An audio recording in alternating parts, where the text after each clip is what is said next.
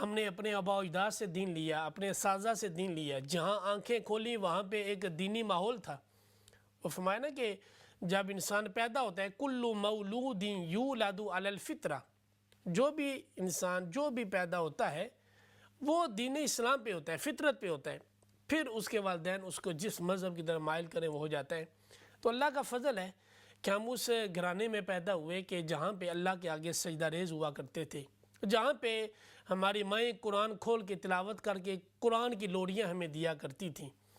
آج تو بچوں کے ہاتھوں میں موبائل تھما دیے جاتے ہیں، آج تو بچوں کے ہاتھوں میں گیمز تھما دی جاتی ہیں، بچوں کو ٹیلی ویژن لگا کے دے دیا جاتا ہے، مختلف قسم کے ان کے آگے کھلونے لے کے رکھ دیے جاتے ہیں۔ لیکن ایک وہ وقت تھا جب مائیں قرآن کی سورتوں کی لوریاں اپنے بچوں کو دیا کرتی تھیں، اور کوئی بھی اگر بچہ گر جائے تو کہا جاتا بسم اللہ۔ یہ کلمات جو تھے یہ وہ کلمات سن سن کے ہماری ایسی اللہ کے فضل سے تربیت ہوئی کہ آج ہمیں کوئی بھی عمل کرتے ہیں تو ہمارے سامنے ایک والدین کا، اساتذہ کا اور ایک دین کا